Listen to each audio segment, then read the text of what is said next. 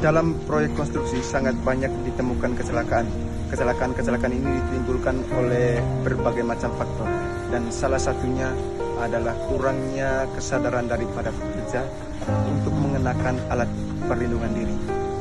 Dan kali ini kami mahasiswa Unika 1 Polres Ruteng program studi teknik sipil kelas 2023C kelompok 1 akan memberikan pemahaman yang mendalam tentang alat perlindungan diri. Sebelum melangkah lebih jauh, perkenalkan, nama saya Isodorus Yano Paidmose. Saya Maximilian Nurdiawan Baro. Dan saya Sofan Suryananda. Dan saya Indra Wiradadi. Dan saya Yudhistira Setianustian. Saya Putri Satu. Saya Fiona Sedika Asmara. Dan saya Fridolan Mardis.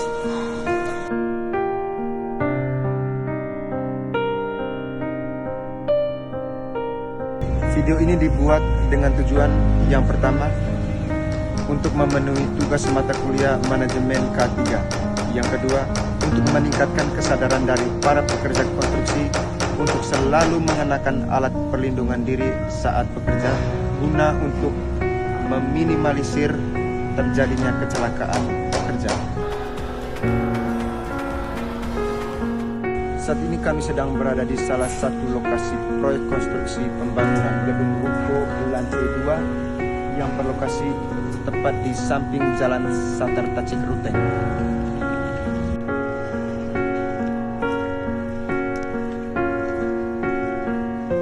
Menurut data dari Kementerian Ketenagakerjaan Republik Indonesia, sektor konstruksi termasuk salah satu yang memiliki angka kecelakaan kerja tertinggi.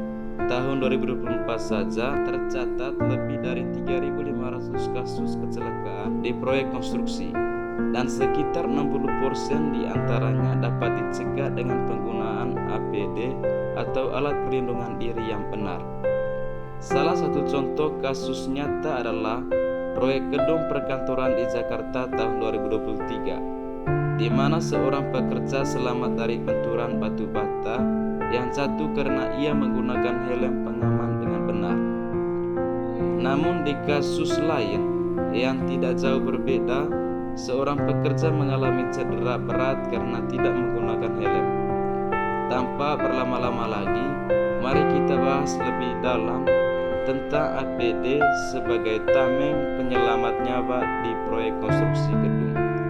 Pertama, mari kita pahami apa itu APD atau alat perlindungan diri.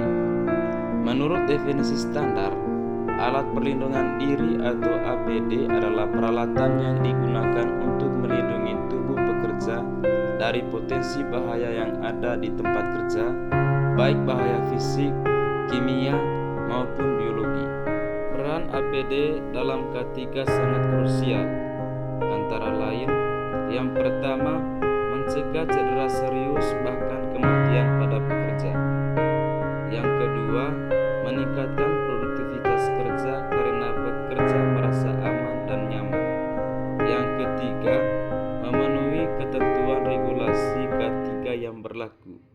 Yang keempat, mengurangi biaya akibat kecelakaan, seperti biaya pengobatan dan kerugian produksi.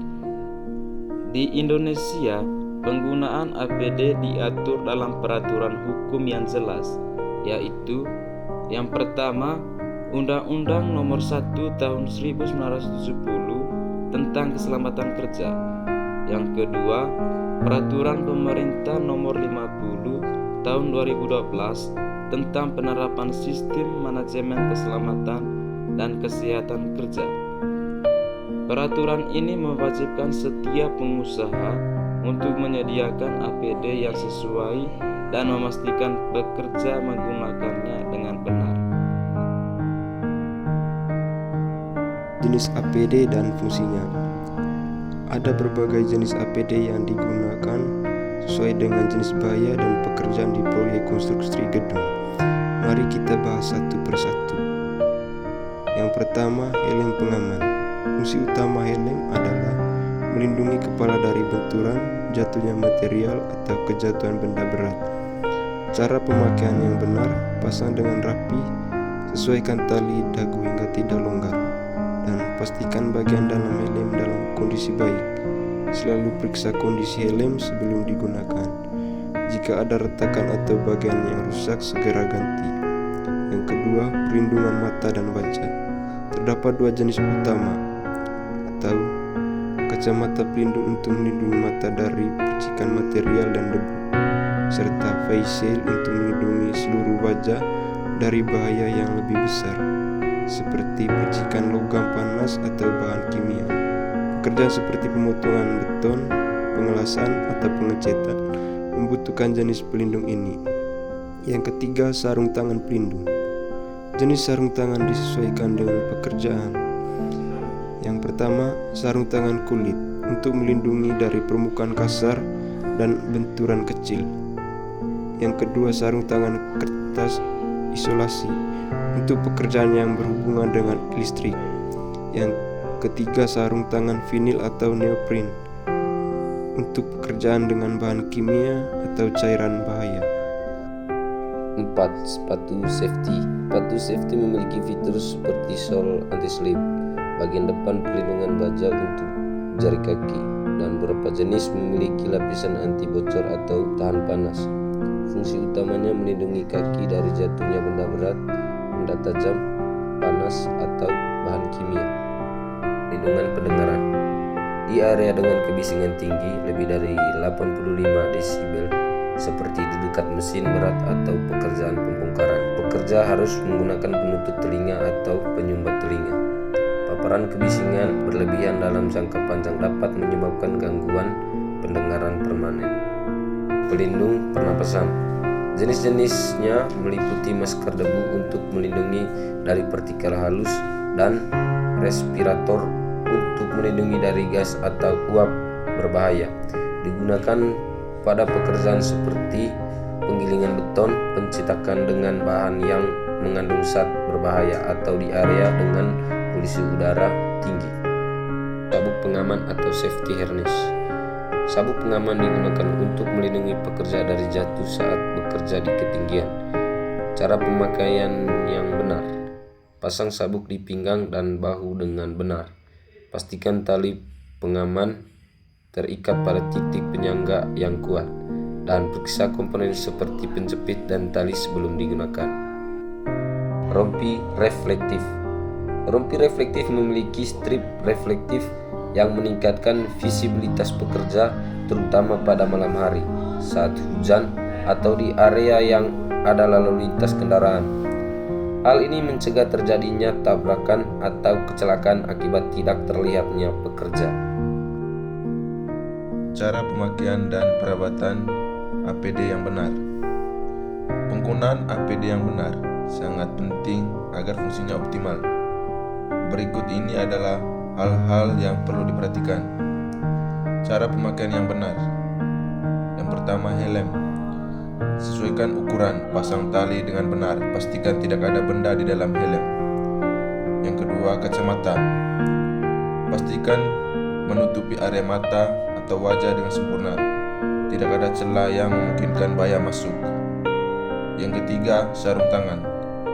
Pilih jenis yang sesuai, pastikan tidak ada lubang atau kerusakan. Pasang hingga menutupi pergelangan tangan.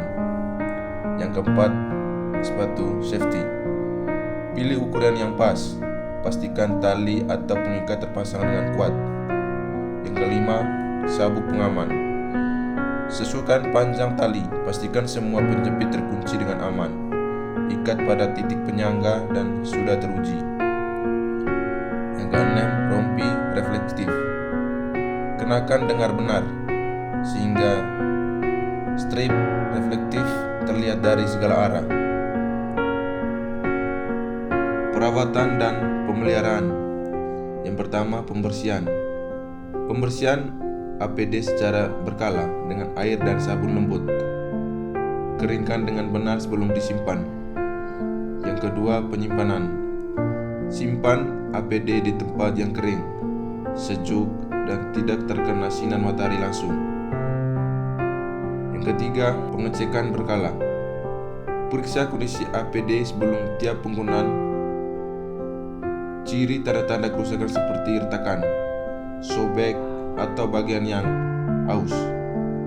Yang keempat, pengertian. Ganti APD segera jika sudah rusak, tidak memenuhi standar, atau sudah melewati masa pakai yang disarankan oleh produsen. Tantangan dalam implementasi APD dan solusinya. Meskipun penting, implementasi penggunaan APD di lapangan sering menghadapi tantangan antara lain. Yang pertama, tantangan umum. 1. Kurangnya kesadaran. Beberapa pekerja tidak memahami betul risiko yang ada dan pentingnya menggunakan APD. Yang kedua, APD tidak sesuai standar. Kadang-kadang APD yang disediakan tidak memenuhi spesifikasi atau tidak nyaman digunakan. Yang ketiga, pengawasan yang lemah. Kurangnya pengawasan yang ketat membuat pekerja sering mengabaikan penggunaan APD. Yang keempat, biaya yang tinggi. Penyediaan APD berkualitas membutuhkan biaya yang tidak sedikit bagi pengusaha. Strategi peningkatan kepatuhan. Yang pertama, edukasi dan pelatihan rutin. Berikan pelatihan secara berkala tentang pentingnya APD dan cara penggunaannya yang benar. Yang kedua, penyediaan APD berkualitas.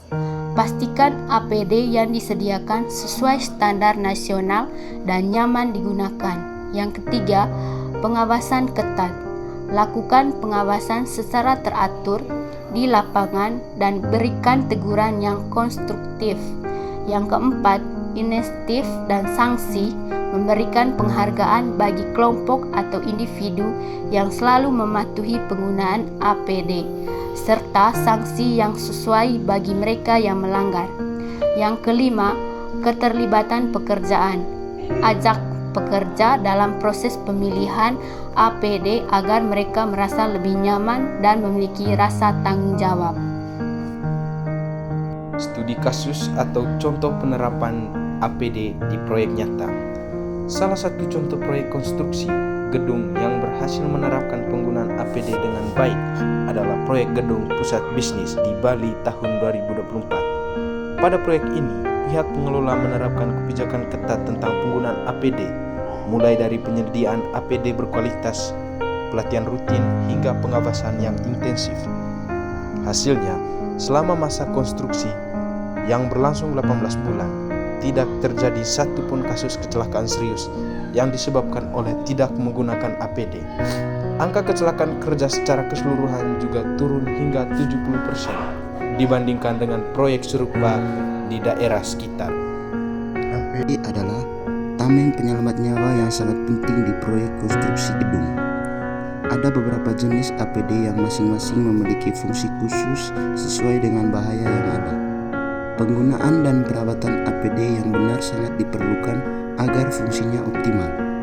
Meskipun ada tantangan dalam implementasinya, terdapat berbagai solusi yang dapat diterapkan untuk meningkatkan kepatuhan penggunaan APD. Pesan penting yang ingin kita sampaikan adalah bahwa keselamatan kerja bukan hanya tanggung jawab pengusaha atau pengelola proyek, tetapi juga tanggung jawab setiap pekerja. Penggunaan APD yang benar adalah bentuk cinta diri dan rasa peduli terhadap rekan kerja kita.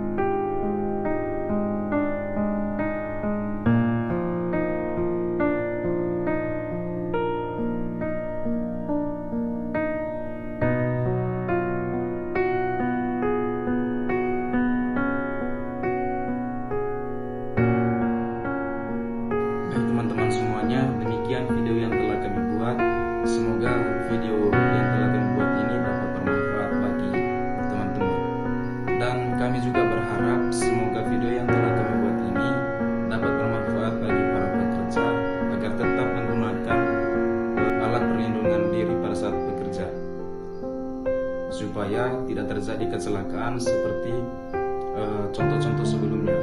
Semoga dengan video kali ini juga para pekerja dapat menaati aturan-aturan K3 yang telah dibuat. Akhir kata kami ucapkan terima kasih.